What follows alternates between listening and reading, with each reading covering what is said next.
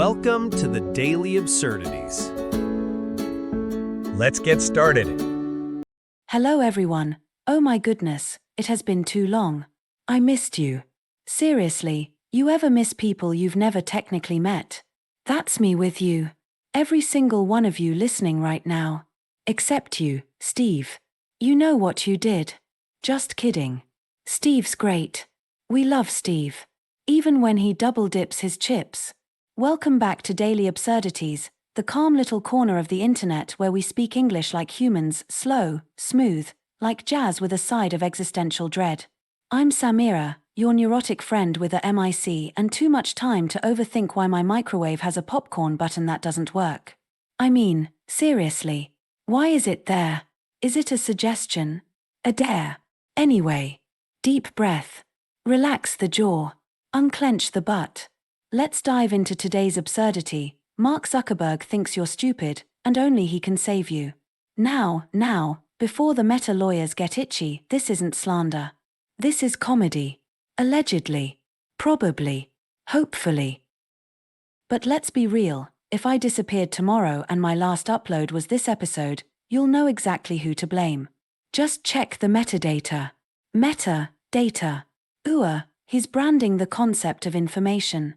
The man's turning nouns into trademarks. But seriously, let's talk about Zuck. You ever look at Mark Zuckerberg and think, that's a man who hasn't blinked since 2012? Like, his eyelids were deemed inefficient and replaced with solar panels. Every photo of him looks like someone just taught him what laughter is using a diagram and a carrot. And I don't say this to be mean, I say this because I'm in awe. The commitment to the bit. Incredible. And here's the thing, Zuckerberg has this. I dunno, energy. Like he's always 2 seconds away from trying to upload his consciousness to a Roomba. And lately, he's taken it upon himself to redesign humanity. You heard about this. His metaverse thing. He wants us to live in goggles now. Not metaphorically. Literally. Strap a screen to your face, forget the smell of trees, and spend your days inside a floating conference room hosted by a legless avatar named Jeff from accounting. But this isn't new. Oh no. This is just the latest chapter in a long, weird saga where tech billionaires decide the rest of us are toddlers with pudding brains. And they are our benevolent, slightly robotic babysitters. Zuckerberg's whole vibe says, you've clearly failed at being a person, so I've created a better way for you to exist. You're welcome. And you know what? He might not be wrong. I mean, we are the species that needed warnings like, don't eat Tide Pods. That happened. That's in history books now. Somewhere, a future child is flipping through a digital textbook and reading, in the early 21st century, humanity experienced a laundry detergent-based crisis. But still. The audacity. He made Facebook, right? Cool, thanks. Now my aunt can share minion memes with passive-aggressive captions like, some people should learn how to mind their business. But then he was like, what if we ruin elections? And Facebook was like, say less. And then he was like, you know what this party needs? Virtual reality. Listen, I tried the MetaQuest headset. It's fine. But you put that thing on, and suddenly you're in this weird lobby with floating robots and furniture from IKEA's fever dream. And there's this unsettling sense that someone, somewhere, is watching your avatar's every move and going, yes, dance for the algorithm. And here's where it gets weird. Oh, you thought it was weird already? Strap in, friend. Zuck doesn't just think we should live in the metaverse, he thinks we will. Like it's inevitable. Like gravity. He talks about it like a prophet who discovered heaven is just a well-lit loading screen. In the future, we'll conduct business, socialize, even date in the metaverse. Sir.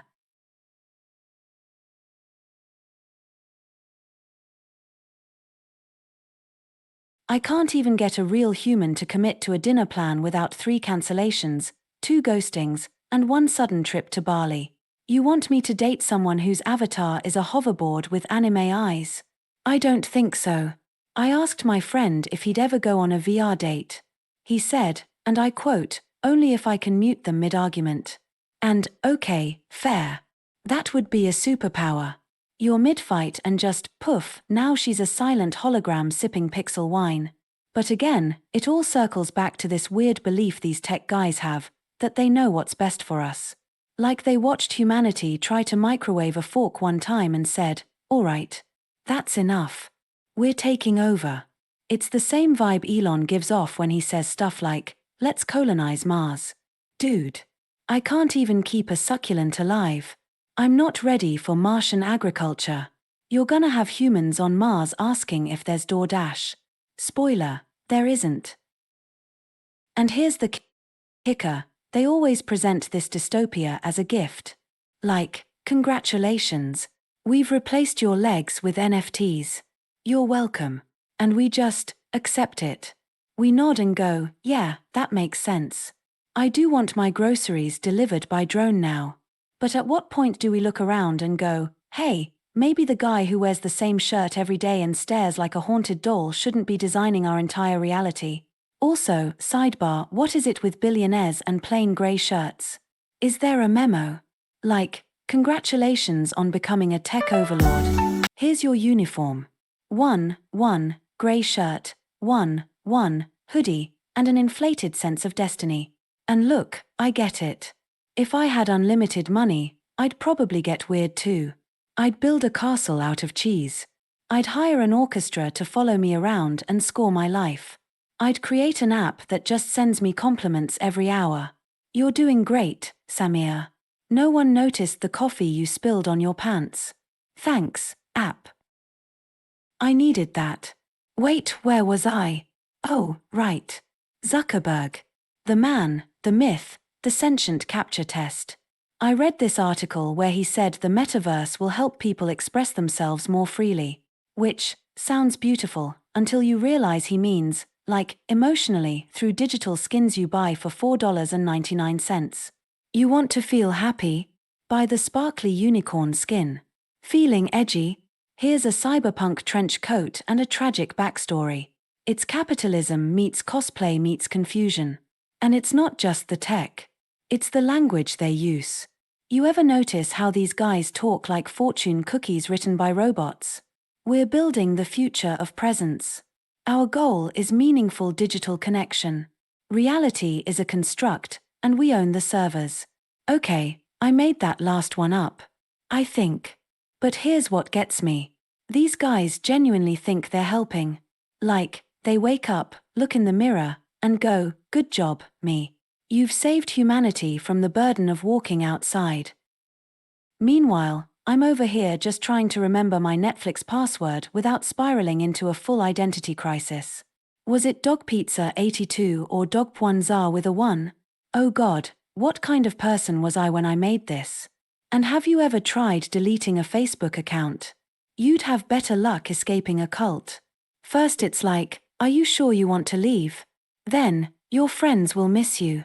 Then, if you go, we'll delete your memories, your aunt's birthday, and that one group chat from 2014 that occasionally shares memes about tacos. And you're like, fine. I'll stay. They know how to get you. It's digital Stockholm syndrome. But here's the twist, folks.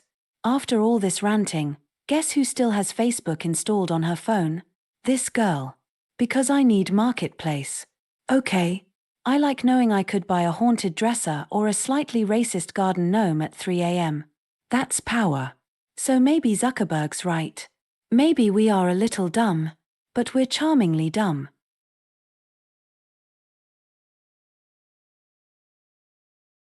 Endearingly dumb. Like a cat who falls off a windowsill but pretends they meant to do it. And I guess in the end, that's what makes us human. We're not efficient. We're not optimized. We're not legless avatars in a virtual conference room. We're just messy, ridiculous creatures trying to find Wi-Fi and meaning in the same 30-second window. So go easy on yourself. You don't have to upload your brain to the cloud. Just be here. Be real. Be human. Unless you're Mark Zuckerberg. Then blink twice if you're okay. Alright, that's all for today's episode of Daily Absurdities. If you liked hanging out, go ahead and click whatever button means you like it. I don't know what the algorithm wants anymore. Maybe whisper compliments into your phone and hope for the best. Until next time, keep it weird, keep it warm, and if your toaster ever asks for your location, run. Bye for now, my absurd little stars. Samira out. Thanks for listening and subscribe for my channel.